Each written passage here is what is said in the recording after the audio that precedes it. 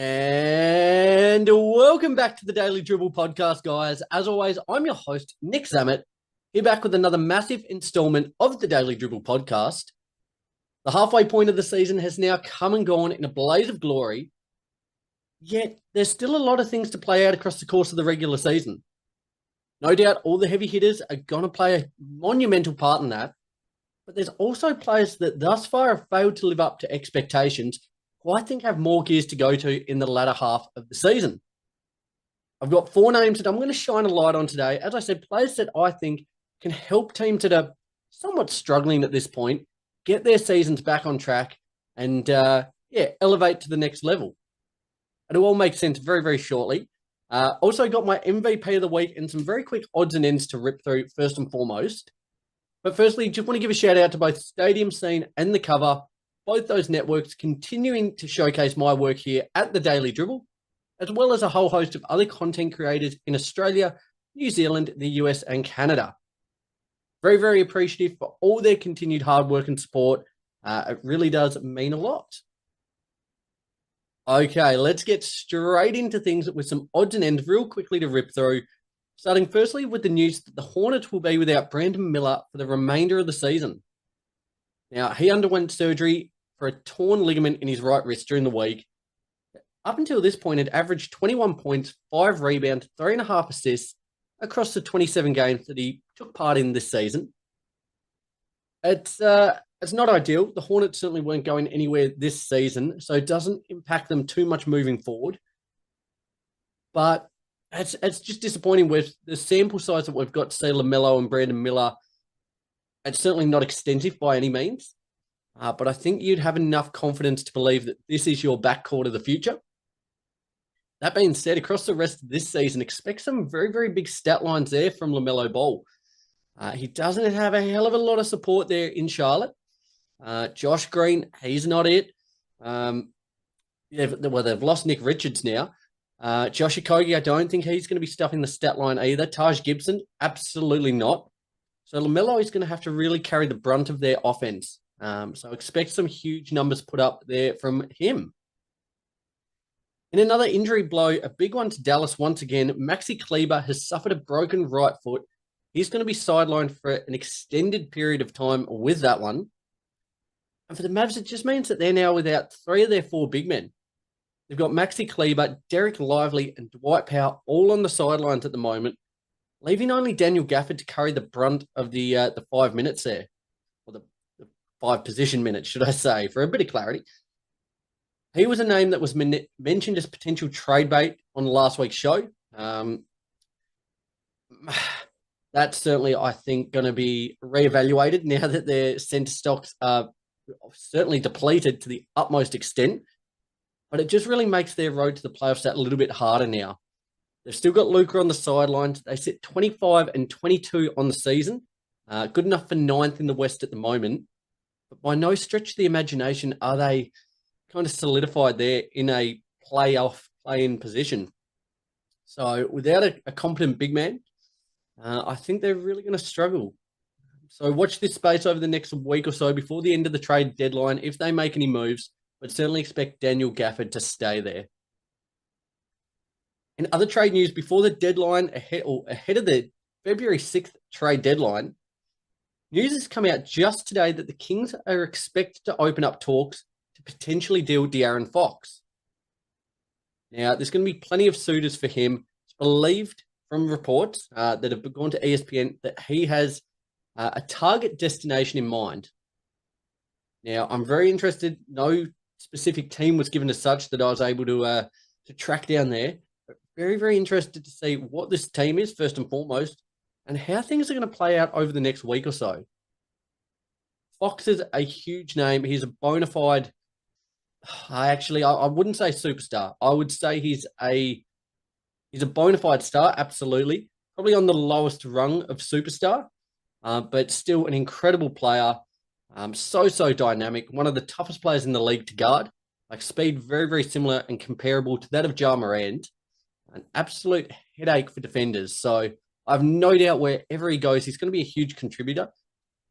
But that is one that I'm really looking forward to seeing how that evolves over the next week or so. I'll be sure to keep you guys posted on what eventuates.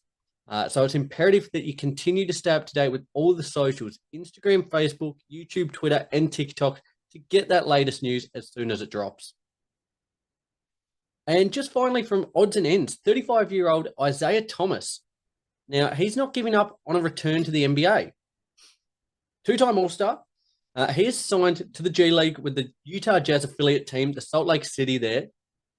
Now, last season in the G League, across 4 games that he played, he averaged 33 points. Now, that was good enough for a call-up to the Phoenix Suns. Wouldn't say he was a huge contributor once he got back into the NBA. But yeah, I don't doubt 35. He's still got gas in the tank. I think a team would be willing to take a bit of a chance on him. Again, we'll see if this G League stint that he's got there with the Salt Lake City can ignite that interest from teams around the league. But certainly don't be surprised to see Isaiah Thomas return to the league. I don't think in recent time there's been too many players that have had a bigger fall from grace than him. He was an MVP level player there with the Celtics, went to Cleveland in that deal for Kyrie Irving, and it really more or less fell apart from there. Was in and out of the league. Now got to make his way back through the G League, but I have faith in him. I would love to see him once again come back to the NBA. I don't think it's going to be in a huge role, but I still believe that he can contribute to many teams around the league. So watch this space as well. Alrighty, guys, let's move ahead. The Daily Dribble. Right. As I mentioned at the top of the show, these are players who I think need to give more. I've got 4 names here that need to elevate their game in the back end of the season. More or less, they're from teams that are struggling at the moment, these players. If they're teams that have any hope of making the playoffs play in, these guys need to step up. All 4 are capable of doing so. They've shown it throughout the course of their careers thus far. But the season to date, it hasn't been as good as it could be. So, as I said, 4 names that I think need to step up. I'm going to start first and foremost with Joel Embiid of the Philadelphia 76ers. We are 45 games into the season for the 76ers. Or 46 it might be, today, with the game today against the Lakers, in which they got up pretty emphatically. I know, it is 45. My apologies. Embiid's played just 13. 13 out of 45. That's just not good enough. And for the 76ers, they are still on the outside looking in to just make the play-in. They currently sit 11th at 18-27, a game back of the Bulls there in 10th. So they're not even in a play-in position at the moment, which is just crazy given the talent that they had going into the season. Now, last season, Embiid averaged 34.7 points, 11 rebounds, 5.5 assists, 1.2 steals, and 1.7 blocks per game, all while shooting 38.8% from 3. Incredible numbers. Absolutely phenomenal numbers there from Embiid. The former MVP this season, as I said, only 13 games, so a small sample size. He's put up 24.5 points, 8 rebounds, a tick under 4 assists, under a steal a game, and 1 block. And that while shooting 32.7% from 3. That is just a ludicrous drop-off. Now, if the Sixers want to make anything of this season, it really does hinge on Embiid getting healthy and playing to a level that we know he's capable of. It better happen quickly. Reports are that he's not far away from a return. But as I said, this team, going into the season, they were a team that many had predicted for a championship or a conference finals at the minimum. At this point in time, making the play-in, let alone the playoffs, is going to be a stretch. So they need to get their act together. Embiid, in particular, he needs to get back on court. He is the barometer for this team. I think Tyrese Maxey has been incredible. He had a plus 40 game against the Lakers today in what was a very, very impressive win. They got up 118-104 in that one. Maxey dropped 43 points. But they need Embiid. They need a big man that can dominate. And behind Jokic, you would say he is probably the most dominant big man in the league. So he's hoping the Sixers can get him back as soon as possible and playing to a level that, as I said, he's capable of. Last season, 35 points per game. This season, under 25. That's a crazy, crazy drop-off, and it's not going to be good enough for the Sixers to get over the line. So Embiid is a name that I think needs to step up. Secondly, heading out west to the Bay Area, the Golden State Warriors, I've gone with Buddy Hield. Now, Buddy joined the Warriors in the offseason. He was the Klay Thompson replacement, more or less. And he really came out and bowled from the word go. Now, he was getting MVP talks. That was only, probably a fortnight into the season. He was getting very, very, very, very, very early MVP talks. But that has dropped off considerably since that time. On the season, he's now averaging 12 points, 3 rebounds, 1.5 assists, whilst going 37% from 3. Now, this is serviceable. This is serviceable, but certainly not as eye-catching as the way that he came in and set the Bay Area on fire. It is exactly like the 76ers. The Warriors are a team that are in a real dogfight at the moment just to even make the playoffs. They currently sit 11th, like the 76ers, with a 23-23 record. Now, they sit a game back of the Kings, so they've got plenty of work to do. Buddy, so much of this team is reliant on Steph. Now, they play probably alongside Memphis the deepest in the league. Yeah, I think it's almost time that Steve Kerr, he needs to consolidate this roster a little bit and play some of his heavy hitters more minutes. Buddy is absolutely one of them. Now, as I said, Buddy, he's not going to be a guy who gives you 25, 4 and 4 a night. No, don't need that. 12 points, you bump that to 16, 17 on 40% from 3. Look out. That is the player that the Warriors need. That's the player that they were getting at the start of the season. And that's the player, if they want to make a push in the postseason, that's the level of player they need. I have faith that Buddy can get there. But as I said, Curry needs help.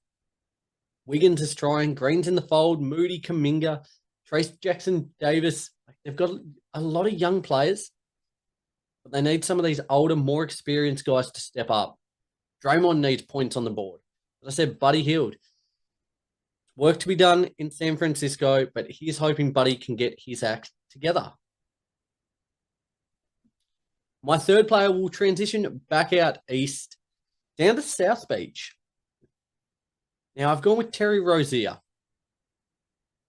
Hard to believe that this guy across the 2022-2023 season, he was averaging 21 points, 4 rebounds, and 5 assists a game.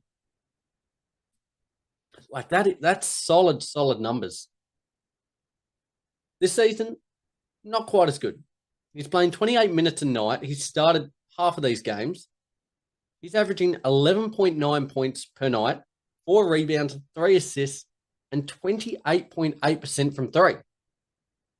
Now, this is alarming given at one point across his career, he was a plus 40% shooter from deep. Often around that mid to high 30s. Nothing to bat an eye. Like that's more than adequate. 28, a tick under 29%, that is not good enough. He's more than capable of delivering more than what he is. And for a team that's really lacking offense, he's a guy that needs to step up. To be honest, I quite like him in this bench role, but I just think he needs to be more aggressive and hungry. Without Butler, he's gone without being gone at the moment. Like, he's effectively done. It's imperative that they have guys that step up and score. The Heat are a solid team. They're a team that across the last 5 years or so, they haven't been great, but they're just solid. And that's what they are again this season. But if they want to step up and make some noise this postseason, they need Rozier and co to step up. I think Tyler Hero, he's the guy on this team now, alongside Bam. They are running the show, but they need running mates. I spoke about Steph needing running mates.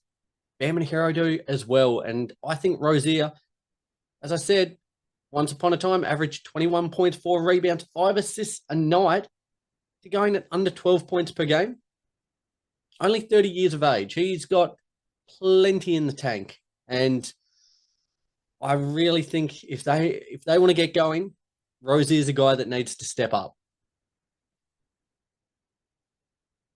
Fourth and finally, back out west, we're jumping coast to coast.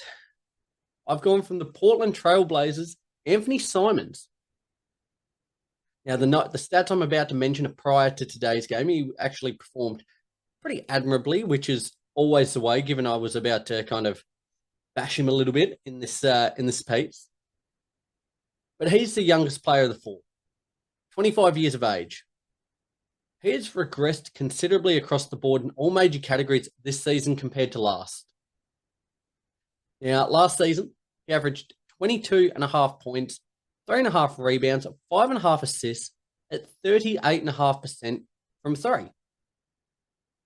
This season, that's dipped to 18.5 points, 2.8 rebounds, 4.7 assists on 36.9% from three.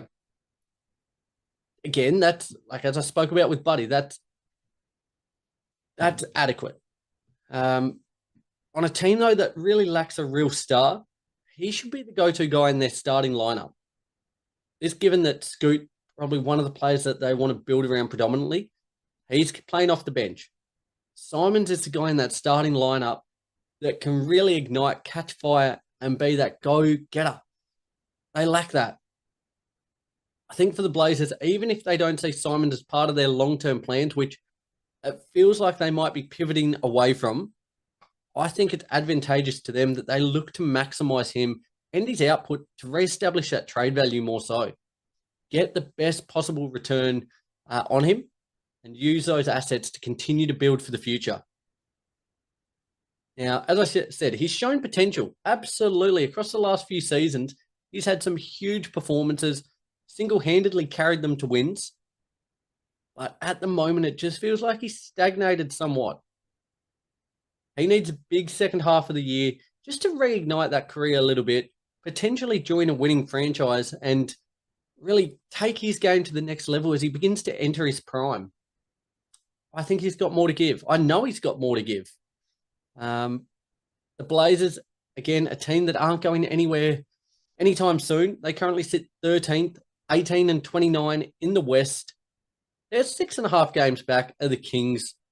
You certainly wouldn't expect them to try and push for a spot there. Been better as of late. But I think on a player-by-player basis, Simons has more to give. So he's my fourth player. Just to recap that, guys, these are four players that I think need to step up in the second half of the season. Firstly, from the Philadelphia 76ers, I had Joel Embiid. From the Golden State Warriors, I had Buddy Hield. From the Miami Heat, Terry Rozier. And fourth, from the Portland Trail Blazers, Anthony Simons. They are four players that I think need to elevate their game in the back half of the season. Would love to hear your thoughts. Who would you have? Let me know. Hit me up on the socials, Instagram, Facebook, YouTube, Twitter, and TikTok, guys. What did I get right there? What did I get wrong? And who do you think is going to be a bit of I don't want to say a breakout star, but who's going to step up across the last 35, 40 games of the season? Let me know. Alrighty, let's move ahead to my MVP of the week. Daily Dribble. MVP of the week returns. This week, I've gone a team. I've gone with the New York Knicks. Now, after a slower start to the season than many thought, they are piecing it together. They sit third in the East at the moment, one game back of second there, with a 31-16 record. They're currently riding a 4-game win streak. Karl Anthony Towns, since his move from the Minnesota Timberwolves, is playing some career best ball. The crowd is pumped. Madison Square Garden is absolutely rocking. It just feels like they're settled a little bit. There's absolutely an ironing out period. There was growing pains, integrating such a big piece into that starting lineup. Likewise, Mikal Bridges coming across. It was always going to take a little bit of time. But at the moment, things are looking peachy. And if the playoffs were to start today, I wouldn't want to face the Knicks. I think they would give most teams in the East at the moment a red-hot run for their money. And I expect big things from them across the remainder of the regular season into that postseason. So thereby, as I said, that 4-game winning streak, they are my MVP of the week. Alrighty, guys, there concludes another massive episode. As I said, would love to hear your thoughts on all of it, what I got right, what I got wrong. Be sure, wherever you're listening to this one on Apple Podcasts or Spotify, or watching this and seeing my mug on YouTube, be sure to like, comment, share, subscribe, do all that great stuff. I really do sincerely appreciate all the support. You guys make the show and are the reason I continue to do this week in and week out. Nevertheless, I will leave it at that for today. I hope you all have a tremendous rest of the week.